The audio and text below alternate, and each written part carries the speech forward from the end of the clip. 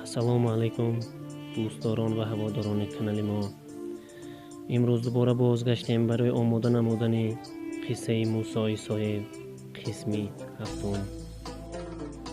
پیش از آنکه که ما قصه‌مان را آغاز نماییم، از شمایان بنده سیدزاده اعظم جان احترامانه خواهش می نمایم که به نوارهای ما اگرچه صفتی پست دارند، اگرچه آرایشی کامپیوتری در آنها در سطح بلند نیست، لطفاً لایک های خود را دریغ ندارید و آبونه شدن را در صحیفه ما فراموش نسازید.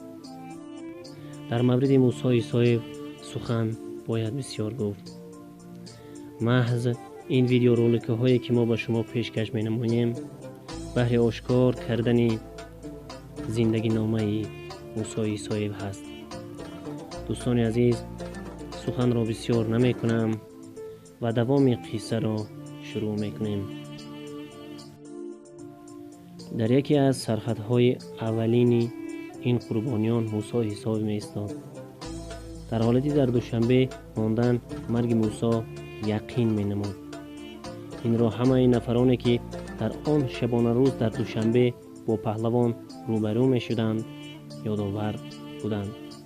سلیم ایوبزاد می گوید موسی داغ خونین در دل من است.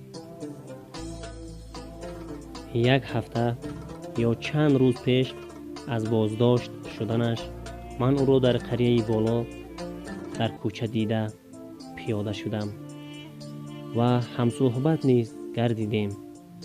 در دستش 3 کلچه نان داشت. می گفت همین قدر دسترس کردم زیرا نانفروش ها نانشان را در آن واحد تمام کردند و رفتند. گفتمش باید در شهر نماند. گفت چند روز پیش برگشته است. در شهر خواهد ماند زیرا گناه نکرده است، قطره خون نریزانیده است. و یادش آوردم که طرفش تیر انداخته بودند و حتی از کیت زخمیش کرده بودند. سلیم ایوبزاد حتی از او خواهش کرده است که شهر دوشنبه را ترک کرده به زادگاهش مسجح برگردد، چون که او را آرام نخواهند گذاشت. گفت بابا، مرد باید نگریزد، مردانه بایستد. گفتم این گریختن نیست، خود را حفظ کردن است. گفت خودتان از شهر روید، همه می شناسند، شما را در تلویزیون دیدند، چرا نمی روید؟ باز گفتمش پهلوانی را چون او زنده نخواهند گذاشت، از روی سیاست نباشد هم کمش از روی رشک و حسد. گفت نه بابا. من گفتم همین جا میمانم. پس میمانم. و دل من وی به جای همه ما در آن شهر ماتم زده باز ماند و ما فرار کردیم.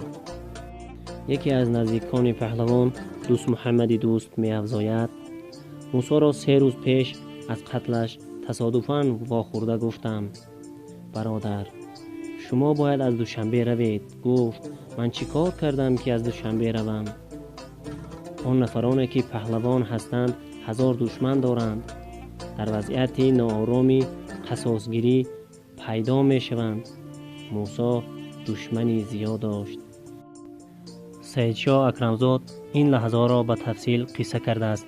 تیر ماه سال 1992 انیقترش 12 سپتامبر عبدالرحمن ملیکوف مدیر شعبه مالیه مقامات اجرایی حاکمیت دولتی ناحیه مسجد، تاجدین سیدعلیموف رئیس شغل اهالی ناحیه مسجد و کمینه مهمان استاد دانشگاه دولتی ملی دولتوف ملاشا بودیم. سخن درباره موسی رفت و از ما خواهش نمودند که حتما پگاه وی را پیدا نموده و مسجد همراه خود ببریم، چون که در دوشنبه به وی خطر مرگوار تهدید دارد و او باید حتما به مسجد برگردد. برای ما پیدا کردن پهلوان مشکلی نداشت، چون که می دانستیم حتما او را نصف روزی در چایخانه راحت با دیگر دوستانش پیدا خواهیم کرد. روز 14 سپتامبر ساعت 13 او را پیدا نموده با او صحبتی طولانی داشتیم. در آخر راضی شد که پگاه در همین ساعت باز در همین چایخانه وام میخوریم و با همراهی ما به مسجد برمیگردد. روز 15 سپتامبر در ساعتی معین آمد. چهره عصبانی داشت. پس از نشستن گفت اکا به مسجد نمی روم، چون که مردم میگویند که موسی ترسید و از شهر دوشنبه گریخت. این آیین ناجوانمردی است. گفت موسی رفیقان خود را نمیخواهم تنها گذارم.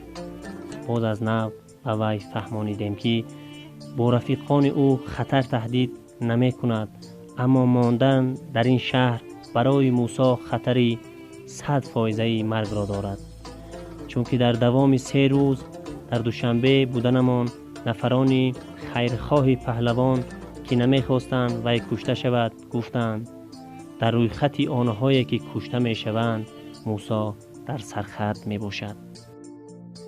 پس از آگاه گشتن این حقیقت غمگین شد و گفت به خدا من یگان کاری بدی نکردم، کسی را نکشتم یا معیب نکردم که مرا کشند. ما به وی فهمانیدیم که در صورت سوختار خشک و تر به هم می سوزد. در جنگ شهروندی گناهگار و بیگناه فرق ندارد و در حالتی برنگشتنت به زادگاه حتما کشته می شوی. وعده داد که من بعضی چیزهای ضروری را جمع آورم و کارهای دیگر را به سامان رسانم. حتما پگاه به همراهی شما به مسجد پرواز می کنم. روز آخرین در دقیقه اول گفت که من از دوشنبه به یگان جا نمی روم. پس گفت که دوستانی در اینجا بوده ای من گفتند که شما مبالغه می کنید و در پایتخت برایم یگان خطری وجود ندارد. از شما معذرت می خواهم. ما با وی خداحافظی نموده از دل گذرانیدیم که موسی را آخرین مراتبه می بینیم. واقعا هم همین طور شد.